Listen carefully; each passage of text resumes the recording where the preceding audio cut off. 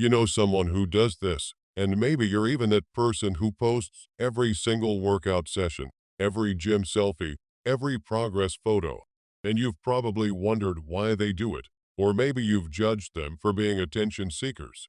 But what if I told you there's actual brain science behind this behavior, and it's way more complex than you think? The truth is, people who document every workout aren't just seeking attention. They're responding to deep psychological drives that are hardwired into how our brains process motivation, validation, and identity. 1. The dopamine loop. Let's start with what's happening in your brain when you hit that post button. Because every time someone likes or comments on your workout post, your brain releases dopamine, which is the same feel-good chemical that's triggered by eating your favorite food or winning money. And here's the thing, social media platforms are designed to exploit this exact mechanism. The unpredictability of how many likes you'll get creates what psychologists call a variable reward schedule, which is the same principle that makes slot machines so addictive. And research shows that just anticipating social feedback activates the nucleus accumbens in your brain, which is literally your reward center. So when people post their workouts, they're not being shallow. They're actually feeding a neurochemical craving that feels as real as hunger. And over time, this creates a powerful cycle where the workout itself becomes associated with the dopamine hit from posting about it. 2. Public commitment and accountability. But here's where it gets interesting, because psychology says that posting your workouts can actually make you more consistent through something called the public commitment effect. And this is backed by solid research showing that people who share their goals publicly are up to 65% more likely to follow through with them. And the reason is cognitive dissonance, which is your brain's discomfort when your actions don't match your words. So if you post that you're hitting the gym 5 times a week, your mind will literally push you to do it, because otherwise you'd feel like a fraud. And there's also social accountability at play. When you know people are watching, you create this external pressure that keeps you honest.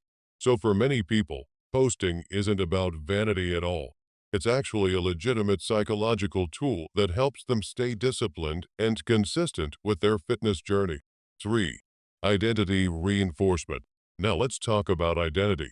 Because every single time someone posts a workout photo, they're doing something much deeper than sharing an activity.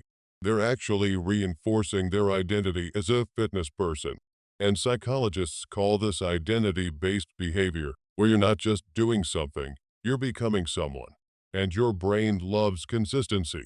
So when you repeatedly declare, I'm someone who works out, both to yourself and to others, that identity becomes stronger and more automatic over time. And this is why fitness influencers often say that creating content keeps them accountable, because every post is like a public oath that says, this is who I am. And research shows that people are far more likely to stick with behaviors that align with their core identity than behaviors they see as temporary actions. So posting becomes a way of bridging the gap between who you are now and who you want to become. 4. The validation trap. But here's the shadow side, because for some people, posting every workout isn't about accountability. It's about needing constant external validation to feel worthy. And psychology says this happens when your self-esteem is contingent, meaning your sense of value depends entirely on what other people think of you.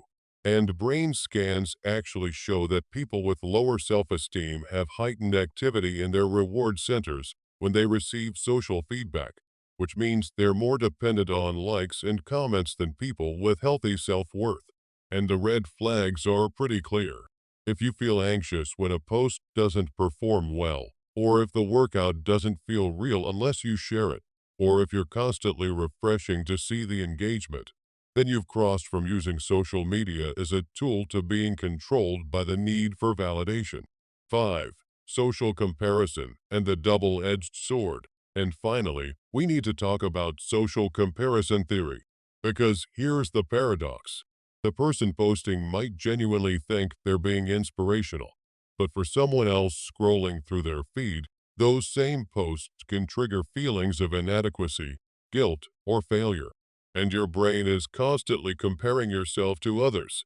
It's automatic and unavoidable. And fitness posts create this endless comparison environment, where upward comparison to people who seem better than you can either motivate you or completely demoralize you, depending on your current mental state. And interestingly, research shows that people who post frequently are often the same people who compare themselves the most. So it becomes this cycle where you compare, feel inadequate, post to validate yourself, then compare again, and the whole thing feeds on itself. So people who post every workout are driven by a complex 1009 of dopamine-seeking behavior, accountability mechanisms, identity reinforcement, validation needs, and comparison cycles. And none of these are inherently good or bad. They just are. And the key question isn't whether you should post or not. It's whether you're aware of why you're doing it, and whether it's helping or hurting your mental health. So which type are you? And have you ever thought about why you post or don't post your workouts? Let me know in the comments. And if you found this video helpful, hit that like button and subscribe for more psychology content.